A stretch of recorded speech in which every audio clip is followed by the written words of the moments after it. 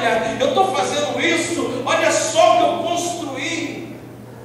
Se vacilar, vai acabar que nem Nabucodonosor, comendo capim. Todos conhecem a história lá no livro de Daniel. Deus entregou os reinos daquele tempo na mão de Nabucodonosor. Ele se assentou no palácio, olhou tudo e falou: olha o império. A Bíblia diz que antes dele terminar de falar, Deus falou: acabou.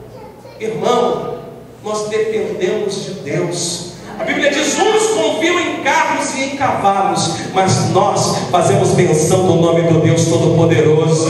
Nós confiamos no Deus vivo que está aqui nessa noite, porque Jesus disse: aonde houver 2 ou 3 reunidos em meu nome, ali eu estarei. E Ele está aqui, e eu sinto a presença dEle. Tem alguém sentindo a presença de Deus aqui nesse lugar? Há uma unção de Deus aqui, e eu quero dar para você nessa noite alguns requisitos para você ter uma vida de vitória, alguns pré-requisitos para você ser um vencedor, porque Deus te chamou para vencer. Deus te chamou para vencer. Paulo, lá em Coríntios, diz: mas graças a Deus que nos dá vitória por nosso Senhor e Salvador Jesus Cristo. E em Romanos ele fala que nós em todas as coisas somos mais do que vencedor.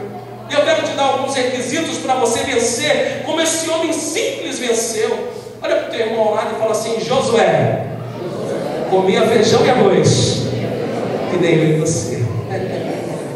Amém? Só que ele teve algumas atitudes diferentes, e o seu nome ficou gravado na história. Porque olha para o pastor aqui agora. O Moisés, ele é o libertador. O Moisés é o homem que todos se lembram dele como aquele que foi lá no Egito e tirou o povo e levou para o deserto. Mas Josué, na Bíblia, é o conquistador, é aquele que vai adiante, é aquele que vai conquistar algo que para as pessoas daquele tempo, porque nós vemos nos livros que antecedem o livro de Josué, era um povo murmurador, povo que reclamava de tudo, pastor Zezito. O povo reclamava porque Deus mandava comida, o povo reclamava porque Deus tinha tirado o povo da servidão. O povo reclamava de tudo. E tem pessoas aqui também que tem esse perfil, reclama de tudo, Jailton. Reclama da casa que mora, do trabalho que ali ela provém o seu sustento, reclama da igreja, reclama de tudo, do transporte, reclama de tudo. O povo de hoje é mais ou menos parecido com o povo de antigamente, reclama de tudo.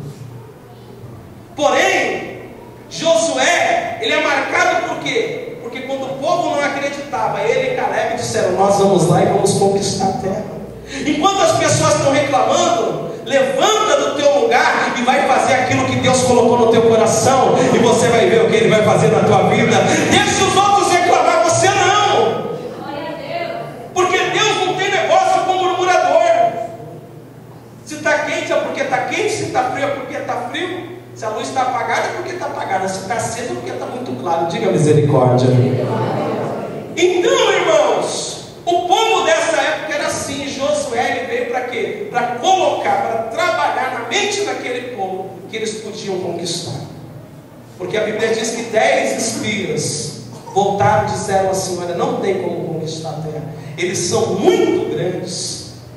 Olha, para carregar um cacho de uva são 2, lá é muito grande. Lá é muito grande, não dá para nós, porque nós somos pequenos. Vejam, eles tinham um complexo de inferioridade. Não é porque você mora na zona leste de São Paulo, no último bairro da capital, que faz divisa com Ferraz de Vasconcelos, que você não pode ter os melhores cargos dessa cidade. Não é porque você de repente não tem uma casa própria hoje, ou não conseguiu construir aquilo que você queria, que você não vai chegar lá. Ninguém pode falar para você aonde você vai chegar, porque basta você crer, basta você acreditar, basta você confiar. Tanto é que o primeiro requisito para ter uma vida de vitória é ter o que? Fé. E o que é a fé? É o firme fundamento das coisas que nós não vemos, mas nós já cremos como se elas já existissem. Em meu livro eu digo que fé é aquilo que eu digo hoje, amanhã, depois, até o dia em que se concretizar. Por isso, irmão, eu não posso mudar de opinião. Por isso que eu tenho que acreditar naquilo que eu falo. Por quê, pastor? Porque Deus mostra primeiro o final, para depois Ele começar. Ele foi lá na casa do Jessé, chamou um menino e disse: você vai ser o rei de Israel. Esse foi o final da história. Deus mostrou o final e o começo. O começo foi luta, perseguição, traição, problemas, adversidade. 17 anos até a promessa se cumprir. Mas Deus mostrou primeiro o final. Aquele homem que um dia Deus falou: você vai ser rei de Israel. Ele tinha essa fé em Deus. Ele acreditava que aquilo ia acontecer. E eu e você temos que crer no impossível. Porque Deus nos criou para que nós venhamos funcionar dessa maneira. Porque quando Deus está criando o mundo, a Bíblia diz lá em Gênesis 1, que olha, havia trevas sobre a face do abismo, o Espírito de Deus pairava sobre aquilo lá. Se Deus fosse algumas pessoas que eu conheço, Deus ia falar: meu Deus, que escuridão é essa? Não pagaram a conta não. Mas o que Deus disse? Aquilo que Ele queria. E Deus disse: haja luz, e houve luz. Diga graças a Deus. Olha para o teu irmão lá e diga assim: você foi feito para funcionar dessa maneira.